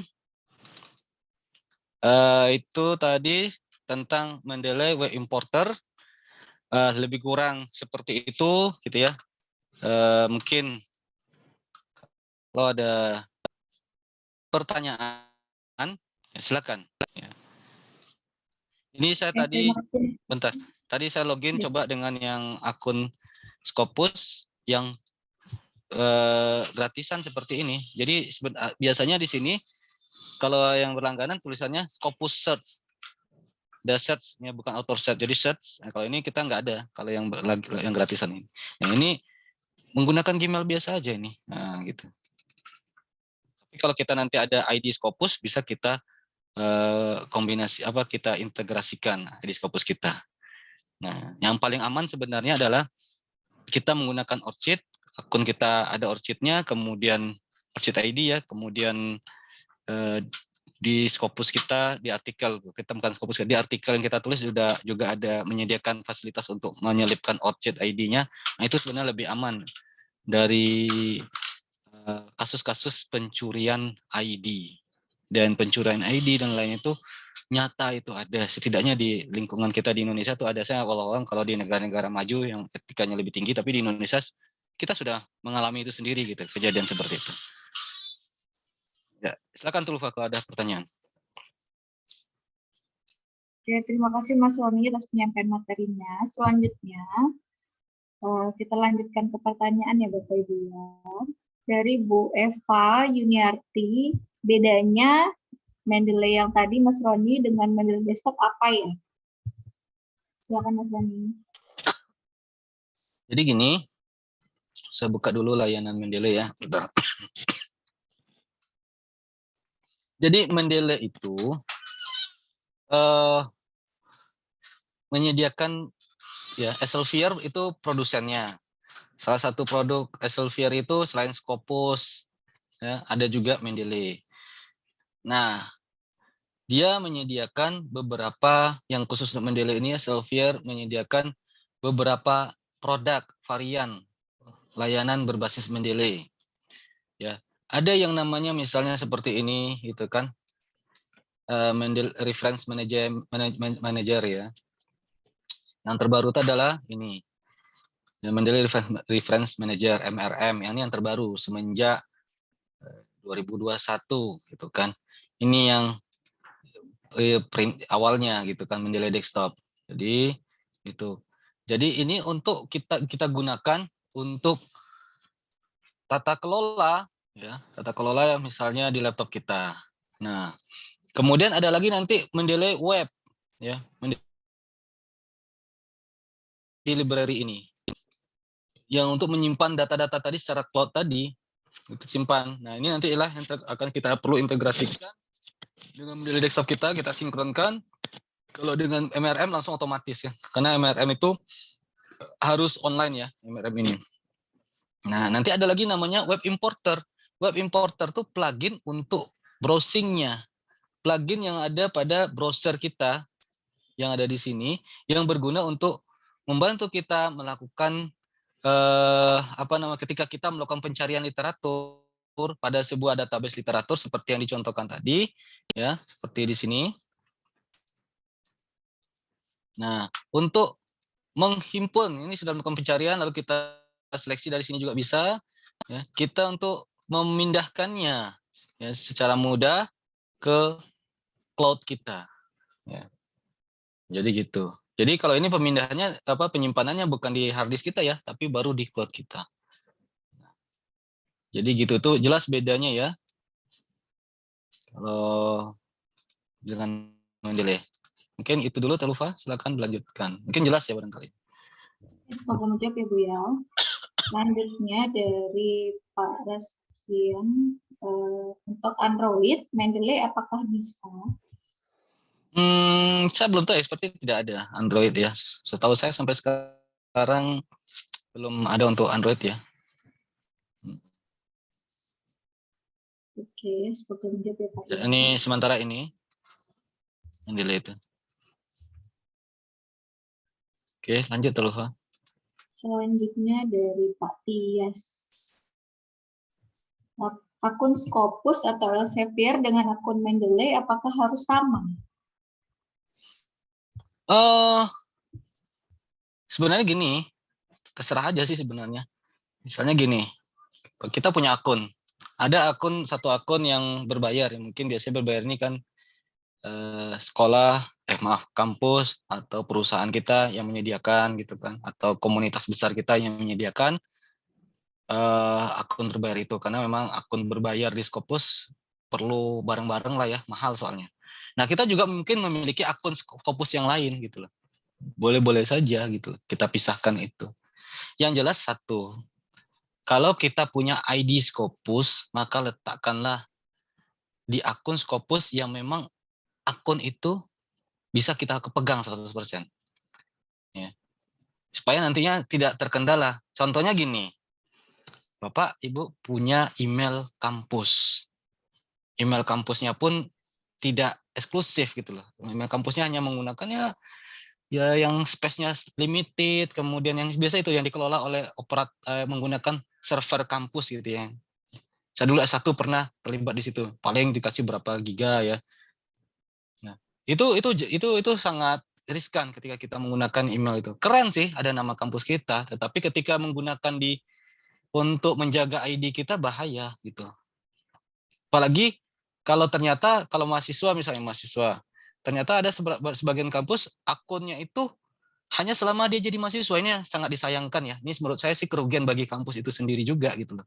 Kalau membatasi, apalagi kalau mahasiswanya produktif dalam itu. Karena karya-karya tulis meskipun mereka tidak berada di kampus kita nantinya, besok dia berada di kampus yang lain, tapi ketika dia masih menggunakan ini kita, lembaga kita, itu keuntungan bagi lembaga kita. Ya, ini kan mindset yang salah kita selama ini. Udah lulus sudah gitu kan. Akhirnya mereka pun nanti ada publikasi, suatu saat nanti kan ada sebagian kecil yang masih semangat menulis, meskipun mereka bukan akademisi, tapi mereka senang penelitian. Mereka mau publikasi, akhirnya kadang-kadang mereka bingung pakai apa ya gitu loh. Sebenarnya nggak masalah kita pakai nama perusahaan, pakai nama yayasan, pakai nama, di Indonesia kan kurang paham dengan seperti itu. Boleh-boleh saja, siapa yang larang. Nah, tapi kalau kita yang bekerja di kampus, kita harusnya memfasilitasi mereka. Alumni, bikin dong. Kalian kan alumni kami, pakai dong ini biar untuk meningkatkan publisitas dari kampus kita gitu kan. Poinnya kan lumayan tinggi gitu kan. Bahkan di sebagian penilaian internasional 40% dari publikasi itu gitu kan, untuk penilaian ranking kampus gitu kan. Nah, ini kita ajak. Nah, jadi jadi masalah akun terserah ya, intinya bebas, tapi saya sedikit memberikan saran gitu, ini semacam perubahan bagi Indonesia lah saya menginginkan gitu. Jadi RPI ini, belajar edi juga selain tidak sekedar menyampaikan seperti ini, tapi juga memberikan semacam, ayo kita membuat paradigma baru, terutama khususnya di RPI ini dalam bidang penelitian. Ya, tadi kalau kita punya alumni dan mereka ingin berkarya dan mengabdi pada alma maternya, kita fasilitasi. Jangan malah kita abaikan. Seakan-akan sudah gitu, hanya dosen saja yang boleh gini-gini, itu rugi gitu. Bahkan bagusnya kalau ada dosen yang masih terikat dengan alumni-alumni itu, udah pakai nama kampus aja, nggak masalah. Kamu kan alumni sini, punya hak untuk mengklaim itu. Ya kan? Nanti di misalnya kalau terindeks Scopus, di Scopus nambah ininya, nambah itu. Apalagi kalau dia nanti ada yang mengkutipnya nambah. Untungnya siapa? Bukan bagi dia, bukan bagi perusahaan tempat dia bekerja, tapi bagi kampus gitu kan. Nah, dan kampus itu yang paling membutuhkan poin seperti itu gitu. Kalau bagi perusahaan-perusahaan saya rasa di Indonesia nggak ngaruh ya. Yang seperti itu tuh cuma reputasi aja mungkin bagi sebagian perusahaan penelitian atau konsultan penelitian. Tapi bagi kampus kan itu sangat pengaruh, rankingannya, kualitas kampusnya dan lain-lain kelihatan dari situ. Nah, jadi gitu ya Bapak Ibu. Dan tapi jangan gunakan akun-akun yang tidak bisa dipegang 100%. Jadi lebih aman untuk ID Scopus kita, gunakanlah akun-akun yang ya Gmail setidaknya bisa kita pegang 100%. Ada juga teman saya waktu itu dia beli web sendiri, beli domain sendiri, pakai namanya dia kan, .com gitu kan, nama dia .com. Nah, awalnya dia berpikir dia bisa menghandle itu semua, tapi dia lupa memperpanjang. Ya, akhirnya ada kendala-kendala, akhirnya repot tuh. Bisa aja dia mengalihkan lagi ke akun yang baru. Akhirnya dia pakai Gmail, tapi proses kan. Terkadang sampai proses 2 bulan dan klaim itu memang agak rumit gitu loh. Dia klaim ke Elsevier-nya. Ini akun saya, ini ID saya, tapi berubah akun yang ini yang lama sudah tidak lagi. Nah, repot kan? Itu kejadiannya bagaimana kira-kira kalau kita menggunakan sebuah ID akun email di kampus, lalu tiba-tiba email kampusnya, ya itulah macam-macam kejadiannya, repot kita. Lebih kurang seperti itu. Oke, semoga menjawab ya Pak ya. Selanjutnya Masih dari Pak Tias. Ketika kita pilih ke web importer, apakah otomatis masuk di Mendeley Desktop? Enggak, tadi udah dijelaskan ya. Mungkin ini sudah paham barangkali Bapaknya ya. Ini langsung ke cloud dulu. Ke cloud dulu, kemudian kalau kita ingin menggunakan Mendeley Desktop, maka kita synchronize dulu. Tombol synchronize kita tekan, di awal kita gunakan, lalu yang masuk itu metadatanya. Nah, kita bisa mendownload dari sana, dari Mendeley itu. Tombolnya nanti ada kayak tombol download di sebelah bagian biasa gambar PDF, itu nanti kayak tombol downloadnya. Download di situ bisa. Tapi kalau pendownloadan dari sana otomatis nantinya posisi PDF kita ya kita tidak bisa mengelompokkan ya. Kalau kita di Systematic Literature Review agak repot gitu ya. Nah, makanya saya biasanya ada teknik yang lain. Tekniknya apa? Misalnya gini. Saya buka Mendeley dulu ya prosesnya. Tekniknya itu nanti saya terangkan ya. Yang jelas itu nantinya kita pindahkan dulu PDF-nya, kemudian kita linkkan lagi. Nah, itu prinsipnya. Nanti ingatkan saya bagaimana tekniknya itu. Ini saya masih loading Mendeley-nya dari tadi sebelum buka Mendeley soalnya. Ini selanjutnya dulu, Ulfa. Dari Bu Kamelia, jika institusi tidak ada dalam list WUS, apakah notifikasi di atas berarti tidak bisa akses dengan email pribadi? Gimana institusi tidak apa? Ini saya up dulu ya Mas Roni di chat. Hah? Jika institusi tidak ada dalam list WOS. Web of Science ya. Ya, dengan notifikasi di atas berarti tidak bisa akses dengan email pribadi.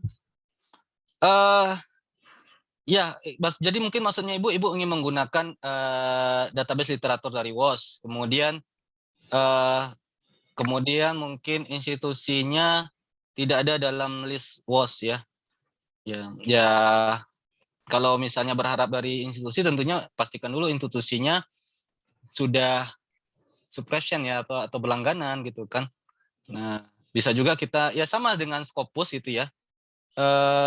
Berlangganan dulu gitu loh. Kalau menggunakan institusi kita berlangganan dulu. Kemudian kalau nggak berlangganan gimana gitu kan ya. Kita cari jalan lain ya kan. Komunitas kita bikin berlangganan atau perusahaan kita kalau misalnya perusahaannya sangat gencar dengan penelitian ya. Zaman sekarang kan perusahaan gencar-gencarnya penelitian ya. Nah, itu bisa ya kita miliki akun di situ ya. Kalau tidak juga ada itu, karena kalau untuk berlangganan butuh duit yang tidak sedikit. Nah, kalau di WOS kita kalau menggunakan email pribadinya ya tentu ada limitasi sama seperti di Scopus. Scopus bisa menggunakan email apapun, mau email pribadi istilahnya email perusahaan. Kalau nggak berlangganan ya nggak bisa mengakses semuanya. Begitu juga di WOS. Nah, seberapa batasannya nanti lihat aja aturannya. Jadi gitu. Tapi kalau email pribadi meskipun email pribadi nih misalnya Bapak Ibu ya nggak masalah kalau masalah duit misalnya ya. Kemudian daftarkan email pribadi, bahkan email atas nama sendiri, misalnya roni@roni.com, gitu kan. Saya beli domain atas nama roni.com, lalu saya bikin email sendiri roni@roni.com, lalu saya daftarkan ke Scopus.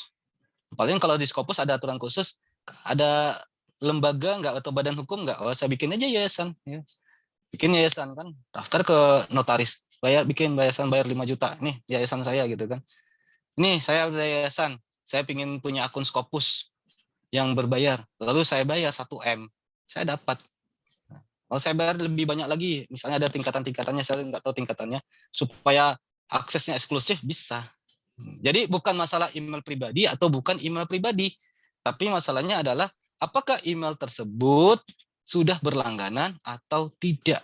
Nah, apakah ketika menggunakan email institusi tersebut sudah berlangganan atau tidak? Itu ya. Ya, gitu Telva. Oke, semoga menjawab ya Bapak Ibu ya. Selanjutnya dari Bapak siapa nih? Mendeley dan Zotero lebih memudahkan yang mana? Dan mohon info reference manager untuk Android dong Pak. Silakan Mas Ya, Roni. untuk Android saya nggak terlalu ini ya, karena memang saya ini orangnya matanya agak ini ya, agak kurang kelihatan ya. Kadang kalau ada tulisan kecil dari ini, karena terbiasaan saya selama ini Saya aslinya programmer ya. Jadi ini matanya juga udah rusak plus minus silindris gitu ya. Nah, kemudian makanya saya jarang menggunakan yang Android, dan saya sendiri kalau nggak tahu itu yang Android yang mana, mungkin kalau Enak atau Zotero mungkin wallahualam ya. Tapi kalau ditanya ya, kalau saya lebih suka penggunaan tool itu, saya lebih suka memahami karakteristiknya, kemudian kebutuhannya bagaimana untuk misalnya bidangnya penelitian. Nah, berdasarkan pengalaman yang saya dapatkan sampai saat ini gitu ya, Zotero bagus, dia bahkan berusaha mengejar ya. Bahkan saya berikan masukan pada developernya, jadi saya juga gabung-gabung lah dengan forum-forum developernya, saya kasih masukan, bisa nggak gini, tambahkan gini gitu kan. Karena saya orangnya nggak mau fanatik gitu, saya nggak mau fanatik dengan tool apapun. Dan saya selalu memilih tool, terutama di RPI ini, tool yang kita arahkan pertama adalah yang paling utama tuh mana tool yang kalau dilihat itu lebih enak, user friendly istilahnya kalau sama orang IT ya. Karena saya dulu pernah di bagian itu gitu kan, bagaimana tool yang kami keluarkan itu atau aplikasi yang dikeluarkan tuh betul-betul bisa digunakan oleh manusia gitu, bukan hanya tool yang kelihatan hebatnya saja, tetapi toolnya itu bisa digunakan manusia. Akhirnya saya arahkan di RPI Belajar ID ini misalnya tool untuk manajemen reference ya. Untuk saat inilah kita akan lihat perkembangan terus. Makanya saya tidak ingin ada istilah fanatik dengan tool. Mendeley itu masih power dengan segala macam gosip-gosip di luar yang mungkin mereka belum terlalu mendalami, atau mungkin mereka adalah rival dari Mendeley itu sendiri. Saya melihatnya itu Mendeley banyak bisa kita lakukan. Mendeley misalnya ya Bapak Ibu, kan kita konteks penelitian di sini. Kalau masalah generator sitasi, Mendeley, Zotero, EndNote sama aja semuanya, nggak terlalu beda gitu kan. Tergantung kemampuan kita dalam memahami fiturnya saja. Kalau untuk generator sitasi, ya, dan tergantung dompet kita juga gitu loh. Mendeley cloud-nya bisa sampai 2 GB gratis, Zotero 500 mega, 500 atau 300 lupa saya, mega gratis, silakan. Kemudian EndNote kita kalau mau bersih gitu kan, pakai yang bayar ya, kalau nggak salah untuk perdananya itu, persen perdana itu 1.700.000 kalau nggak salah ya. Kalau saya mikirnya kalau bisa dapat gratis toolnya, saya simpan dulu uang untuk kebutuhan tool-tool yang lain, mungkin berbayar juga, yang mau nggak mau harus berbayar, bagus tapi berbayar gitu kan. Nah begitu seterusnya. Nah Mendeley juga dalam penggunaannya mudah, Mendeley bahkan ketika kita ingin menggunakannya untuk systematic literature review. Nah tadi kelas yang tadi ya, yang mengikuti kelas yang tadi pagi ya, baru 1 kali pertemuan dari 4 kali pertemuan, itu Mendeley itu lebih mudah dan ada beberapa fitur. Contohnya adalah fitur misalnya yang ikut kelas tadi pagi, general note, private annotation, terutama di private annotation ini, itu nggak bisa dipenuhi oleh Zotero saat ini. Ya, walau apakah dia akan berkembang. Contohnya dulu Zotero kalau kita buka file PDF-nya itu dia harus pakai PDF yang lain. Jadi bukan di Zotero-nya tapi di PDF. Jadi kita harus install PDF juga. Jadi tidak terintegrasi langsung dengan Zotero-nya ketika kita buka dokumennya. Nah, sekarang dia sudah berkembang ya dengan beberapa masukan-masukan juga gitu kan dari berbagai macam penggunanya. Akhirnya dia sama seperti Mendeley bisa dibuka di sana gitu. Itu salah satu contohnya saja. Jadi kalau saat ini kalau Bapak Ibu ikuti saja kelas-kelas yang ada di Belajar ID akan ketahuan kenapa klaim terhadap Mendeley itu untuk saat ini lebih dianggap memudahkan, ya kan? Kita bisa lebih nyaman mengkombinasikannya dengan MVivo untuk menyusun literatur kita, baik itu untuk membangun landasan teori kita, membangun novelty kita, membangun ini kita. Nah, itu lebih nyaman di situ kan. Nah, begitu juga dengan pemanfaatan lainnya gitu kan, dengan tool-tool lainnya gitu. Nah, yang paling penting memang harus yang paling penting itu kuasai karakteristik toolnya ya. Kuasai karakteristik toolnya. Dan jangan sampai, ini saran saya ya, saya dari tahun berapa ya, dari tahun 2007-2008 saya sudah masuk di expert programming gitu ya, terutama di open source gitu kan. Nah kita biasanya para programming itu mungkin malas nulis, biasanya kita malas nulis dulu tuh karena ada sibuk gitu kan. Tetapi ada yang rajin nulis. kadang rajin nulisnya itu dari Gatland. Akhirnya mereka membuat buku. Nah, dengan gelar yang mentereng, tambah dengan membuat buku, dipakai.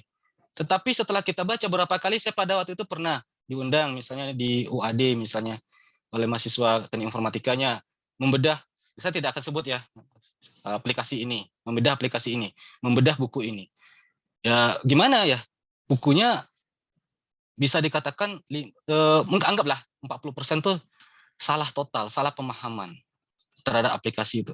Nah, itu banyak juga terjadi gitu loh. Makanya yang paling penting itu kita kuasai karakteristik dari tool itu sendiri ya. Jangan buru-buru langsung dari buku-buku tertentu, terkadang mereka bukan, apalagi kalau kita lihat ya, di buku itu mereka mungkin bukan pakarnya, mereka penulis lah barangkali, tapi mereka bisa nulis berbagai macam tool. Nah, ini agak hati-hati. Nah, dilihat dulu bagaimana. Mereka mungkin juga belum pernah praktik, bukan praktisinya gitu kan. Nah, dilihat kalau bukan praktisi ya bahaya gitu. Nah, gitu juga misalnya dengan berbagai macam tool lainnya. Misalnya contohnya ya, Mendeley itu kadang ada yang menuliskan itu sebenarnya bercerita tentang Mendeley, misalnya Mendeley versi MRM. Saya pernah lihat itu. Dia bercerita tentang Mendeley Reference Manager, lalu dibandingkan dengan Zotero, ya kalah MRM. MRM ini baru proses ini.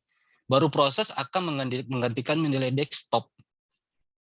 Nah ini kita nggak tahu gimana. Oh iya, Mendeley itu jelek gini. Ada lagi yang mengatakan, oh Mendeley Desktop kan mau di take down, mau di off kan. Nah, logika developer itu tidak sesederhana itu. Ketika mereka ingin men-off-kan sebuah aplikasi yang sudah bagus selama ini, ada fitur-fitur yang bertahan selama ini, maka ketika dia munculkan varian terbarunya, dia ingin varian terbaru ini ketika menggantikan varian lama itu betul-betul siap. Tetapi biasa dalam kalangan IT itu dua-duanya dimunculkan dulu karena sudah jadi gitu kan, dan butuh proses gitu kan. Apalagi yang gratis-gratis ini nanti ada developer yang terlibat, ada yang yang orang-orang tertentu, oh saya mau nambahkan coding ini, masukin, berikan masukan dan lainnya, karena dia ingin tingkat maksimal kesempurnaannya gitu kan. Nah, akhirnya apa? Jangan khawatir, Mendeley Desktop dengan segala fiturnya itu nanti secara bertahap akan ada di MRM. Makanya di pernyataan-pernyataannya kalau sudah siap, iya baru MRM secara tunggal dan Mendeley Desktop yang di-off-kan. Nah, jadi kalau masalah tool seperti itu ya Bapak Ibu, kita jangan langsung lihat kita lihat nih ketika perbandingannya itu bagaimana gitu. Nah, begitu juga misalnya pernah saya membaca buku, misalnya ini agak menyimpang dikit misalnya, ini sebagai masukan aja. Pernah saya membaca beberapa buku, terutama ini di Indonesia ini, buku-buku Gatland untuk Smart PLS. Ya. Kalau saya sih, kalau sebelum baca buku, yang pertama kali saya lihat itu ini versi berapa yang digunakannya. Lalu saya lihat gambarnya sama nggak. Terkadang dia mengklaim versi sekian, padahal gambarnya versi lama. Nah, yang namanya tool, apalagi tool penelitian itu berkembang pesat. Ketika dia di buku itu sebenarnya dia menggunakan versi 2000 berapa. Pengetahuan 2015 mungkin ketika ketika belajar di luar negeri tahun 2015, 2014. Dibuat untuk buku tahun 2020. Nggak cocok. 2020 sudah jauh berkembang aplikasinya. Sehingga klaim-klaim di sana itu, saya baca lagi, ini klaimnya nggak bisa. Dan ternyata mungkin saja kalau sebagian kita berpikir, ini karena apa? Dia user murni yang tidak memahami IT dan juga barangkali secara filosofi PLS-nya tidak dipelajari secara mendalam gitu. Dia hanya asik mengolah data saja, masukin data, lalu setelah selesai dibuat buku dari Gatland yang lama. Masuklah klaim-klaim yang tidak pada tempatnya. Nah, jadi gitu ya. Kenapa saya sampaikan itu? Saya menyampaikan ini karena ketika saya menyatakan Mendeley untuk saat ini itu bagus, itu bukan berarti nanti sama dengan tahun depan. Tetapi yang paling penting, apa yang kita lakukan di sini, belajar, misalnya Bapak Ibu mendalami Mendeley ya, mendalami Mendeley sedalam-dalamnya, misalnya kan, misalnya ada kelas-kelas Mendeley sedalam-dalamnya. Jangan khawatir, itu bisa tetap dipakai di update-update berikutnya, kemudian logikanya, mungkin fiturnya berbeda namanya, di Zotero beda namanya, tapi nanti ketika kita menggunakan Zotero, itu tetap lebih cepat gitu dibandingkan kalau kita masih sangat awam dengan manajemen reference tool ini. Jadi lebih kurang seperti itu, Pak. Oke, semoga menjawab ya, Ibu. Selanjutnya, pertanyaan dari Bu Rini. Saya sudah download POP, tetapi tidak muncul preference. Itu bagaimana ya? Coba bisa di-share. Bisa di-share, minta di-share Ulfa ibunya. Bu Rini, Bu Rini bisa di-share? Oh iya, sebentar. Silakan, Bu. Maaf tadi saya batuk.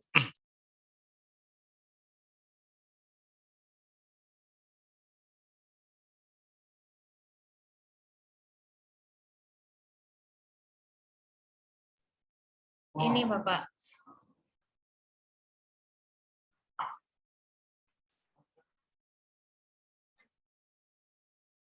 Sudah saya share ini, preferensinya di bagian mana ya, Pak?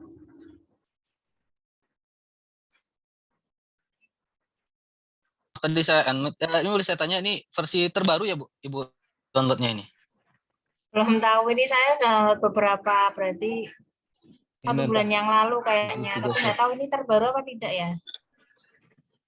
Enggak Bu, itu nih coba lihat kalau Ibu di sini saya lihat di atasnya ini ya, kita lihat ya. Itu edisi 7 titik berapa nih? Berapa tuh kelihatan? Nggak kelihatan saya kabarnya. 7 titik berapa ini ya? Nah, yang di atas, yang atas Oh kanan ini ini. ya. Kiri. Oh 7 titik sekian ya. iya. Sekarang tuh sudah 8 ya Bu. Saya gunain kalau nggak salah 8.2. Oh gitu. Nah, coba diupdate itu dulu Bu. Oh iya, makasih. Ya, sama-sama Bu. Lama ini di-install aja dulu biar bersih gitu. Kata Ulfa. Oke, kemudian ini tambahan dari Pak Gajian. Terima kasih Pak penjelasannya. Apabila ada reference manager untuk Android, mohon bisa berbagi info karena kondisi mobilitas tinggi. Oh, iya. Ya, itu Pak. Sementara belum ada ini ya, barangkali. Yang mungkin teman-teman yang lain ada yang menggunakan yang lain, silakan. Kalau saya sendiri belum ya, belum tahu. Oke, semoga menjawab ya Bapak Ibu. Mungkin boleh dilanjutkan Mas Roni. Oke, selanjutkan.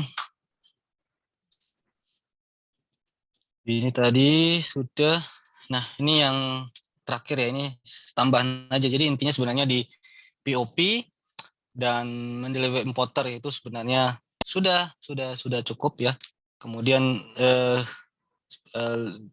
kalau mendeliver importer itu kan kita mengkombinasikan dengan database literatur gitu, bisa secara langsung gitu. Itu sudah cukup. Kalau kita bisa melakukannya sudah cukup membantu dan bagus. Tinggal mengembangkan kemampuan kita dalam teknik menjaringnya saja, menguasai booleannya, menguasai tentunya dari topik turun ke variabel gitu kan. Kalau misalnya mau membangun reset gap-nya tentu paham dulu gap yang seperti apa, mulai dari neglect gap dibuktikan dengan firstware dulu. Kalau salah satu baru lanjut ke kalau neglect gap-nya tidak ada, lanjut ke gap level berikutnya confusion application gaps. Nah, kita menggunakan teknik sistematik literatur review-nya dan selanjutnya. Nah, ini sedikit tambahan saja gitu. Kita menggunakan CP ini ya. Sebenarnya CP ini asik bagi kita yang ketika mengalami sedikit, kalau saya ya, sedikit kebuntuan terkadang mencari ide gitu kan. Kadang-kadang buntu cari ide. Salah satu yang saya gunakan itu adalah connected paper ini ya. Kita ingin melihat menjaring kira-kira literatur atau penelitian yang dibuat orang selama ini apa saja sih gitu loh. Nah, jadi untuk tahap awalnya seperti ini terkadang gitu ya saya lakukan. Boleh nanti Bapak Ibu mencoba untuk berbagai macam kebutuhan, tetapi dasarnya juga ini nantinya apa ya, untuk bibliometrik sebenarnya kurang gitu kan. Untuk penjaringan juga nggak power banget gitu kan, karena dia menggunakan database dari Semantic Scholar ya, jadi database-nya satu perusahaan dengan Semantic Scholar gitu ya, kan sangat kurang gitu kan. Kemudian tapi kalau untuk mencari ide-ide literatur yang pernah ada selama ini terkait dengan pemikiran kita atau ide awal kita bisa sebelum kita menurunkan variabel-variabel menjelang kita mencari novelty-nya. Nah, ini bisa dilakukan. Nah, kita bisa langsung ke ininya ya, nama webnya bisa ini. www.com ini.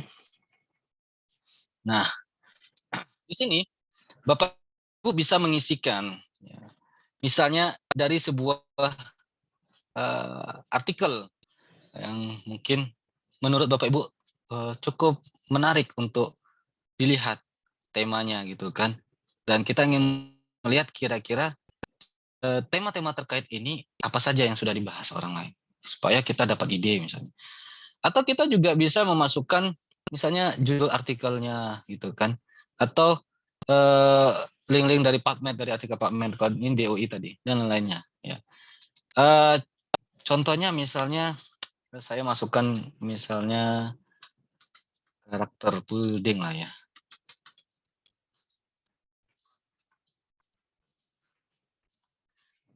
Di sini saya akan melihat ada beberapa yang membahas tentang karakter building ini. Saya baca gitu ya. Sedang cari ide nih, ini tentang apa sih? Ternyata saya tertarik misalnya dengan yang ini, mobile web based karakter building. Seperti ini gitu kan. Lalu saya buka ini. Nah, ketika saya buka yang bagian itu, dia akan menggenerate atau menggeneratorkan apa membuat ininya ya, grafik gitu loh. Grafik kira-kira terkait dengan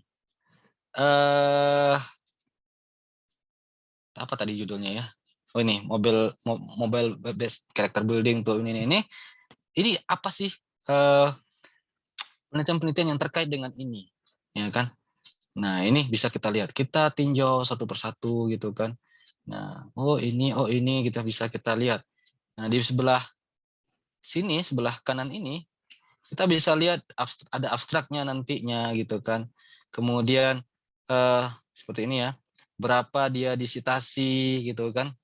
Seperti ini citationnya tahun berapa dan lain-lainnya. Nah, ini dulu.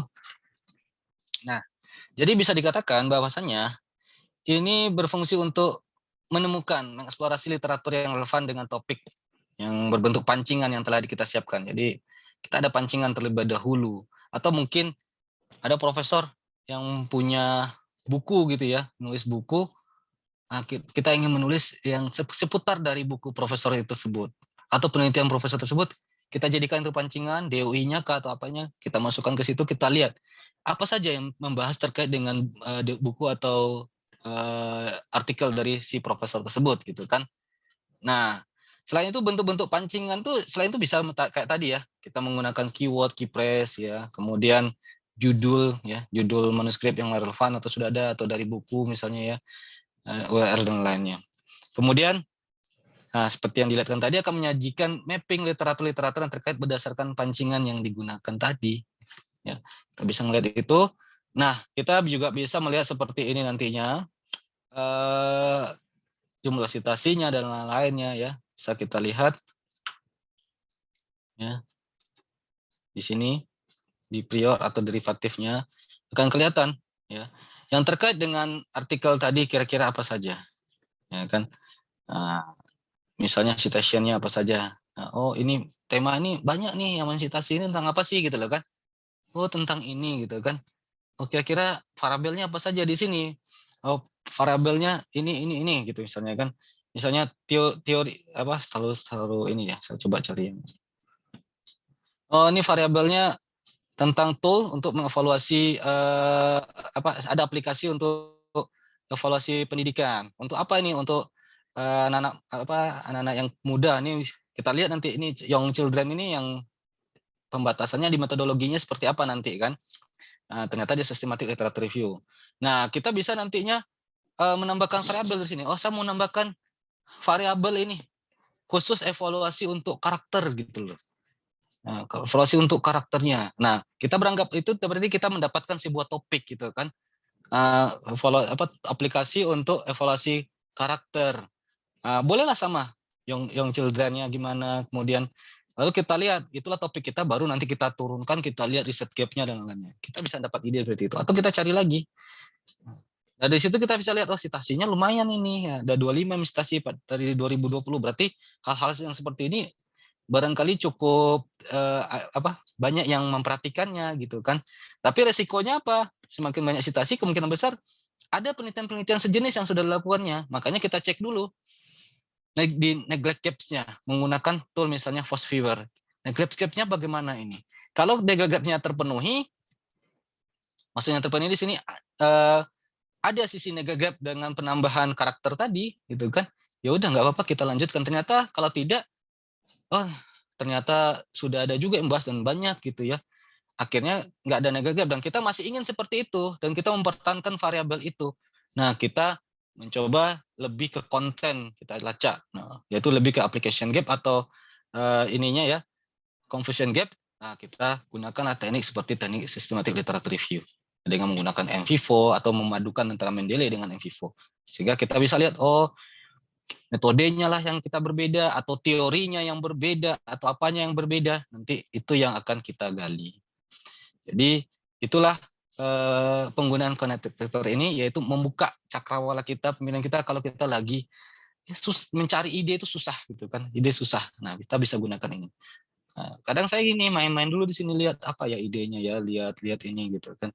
Wah muncul ide ini, muncul ide ini, dicek lagi. Oh kalau kita sudah mahir dengan Phosviewer, enak cek sebentar. Oh ternyata ini sudah banyak nih. Udahlah cari yang lain lagi, kesini lagi nyari. Jadi itu salah satu penggunaannya. Tidak ada keterbatasan, tidak ada pembatasan, itu dari saya, ide dari saya. Bapak Ibu boleh menggunakan untuk yang lain-lainnya. Yang jelas untuk bibliometrik ini juga bisa, tetapi ingat keterbatasannya ada, salah satunya database-nya, yaitu database semantik Scholar. Nah, makanya ini perlu dijelaskan. Oh, ini connected paper, orang sudah tahu ini semantik Scholar. Untuk bibliometrik nanti siapa tahu nanti ada reviewer yang anggap wah ini enggak inilah semantik Scholar, cari yang lain. Nah, ya udah nggak bisa menggunakan connected paper. Ini tautan-tautannya tadi ya, yang di bagian sininya. Sedikit aja nih bisa sebenarnya Bapak Ibu. Nah ininya bisa dibuka dengan grafik kalau misalnya yang untuk tool ini tadi, kemudian untuk mendownload dokumennya ke sini, Semantic Scholar. Untuk ke publishernya langsung bisa. Untuk melihat di Google Scholar juga bisa. Ini kita lihat mappingnya bisa. Ya, nah seperti ini. Di Semantic Scholar. Nah, kemudian ini sepertinya tidak ada PDF yang tersedia di sini. Kalau yang saya lihat ya, ini ke publishernya masih proses. Kemudian ini masih proses juga, lambat. Ya, lebih kurang seperti itu. Nanti akan kebentuk grafik-grafiknya. Kita bisa membaca grafiknya, ya. Misalnya ini.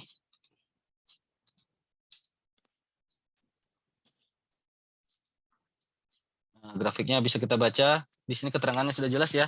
Makin muda umurnya, makin tua umurnya itu makin makin terang. Makin gelap itu makin tua umurnya dari literaturnya. Kemudian semakin besar itu artinya semakin banyak yang mensitasi, semakin kecil seperti ini, semakin sedikit mensitasi. Yang kalau yang besar-besar misalnya agak besar ini ada 8 citation, kemudian ini 3 dan lainnya. Nanti ada yang besar banget, misalnya itu berarti citasinya banyak banget. Ya.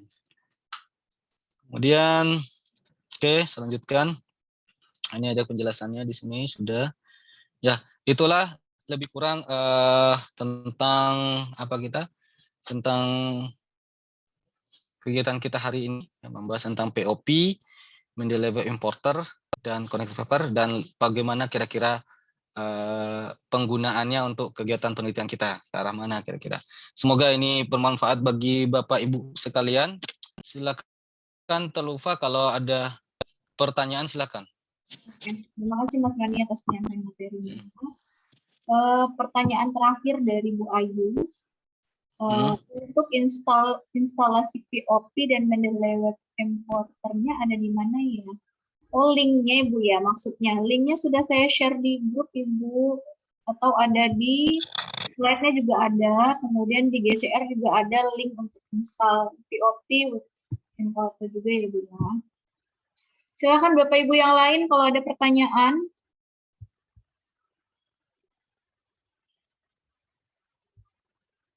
Kalau masih ada yang belum dipahami, silahkan untuk di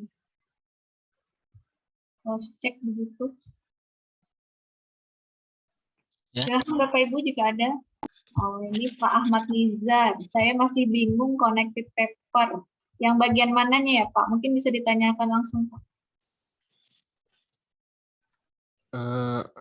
Apa namanya Pak Roni, saya Ya. masih bingung kalau di Connect Papers itu melihat variabelnya itu maksudnya mencari idenya itu dilihat dari mananya nih Pak? Ya. Saya masih bingung jujur. Ya, ya. Berarti maksudnya di sini lebih kepada menurunkan mencari variabel atau ini ya. Sebenarnya kan kita bisa lihat pertama itu terkadang variabel itu bisa ada gambaran umumnya dari judul ya. Misalnya di sini aplikasi tentang ini ya. Ini kemudian variabel berikutnya tentang di sini. Nah, lalu kita juga bisa melihat dari keywordnya. Nah, ini kalau di artikel-artikel Scopus biasanya keyword itu memang mengandung variabelnya gitu kan. Oh. Kemudian kita juga bisa terkadang ya di metodologinya bisa kita lihat juga gitu ya, atau di research questionnya juga bisa kita lihat ya. Karena tidak semua orang yang menulis judul itu tidak semua dia terkadang menggambarkan variabelnya. Jadi memang itu butuh kita analisis dulu. Ini apa dari sini kira-kira apa gitu. Tapi setidaknya dari research question, dari keyword ya, biasanya ya keyword ya, itu bisa kelihatan lebih kurang variabel-variabel yang digunakan. Jadi gitu. Oke. Gini, matur nuwun Pak.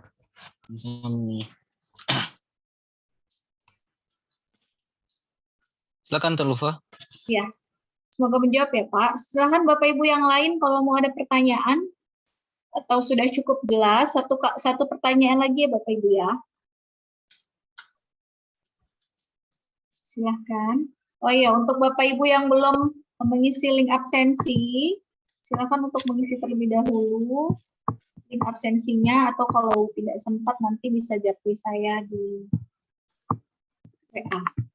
Oke, silahkan jika masih ada. Sepertinya cukup Mas Roni, tidak ada lagi pertanyaan yang masuk. Mungkin silahkan Mas Roni untuk closing statement.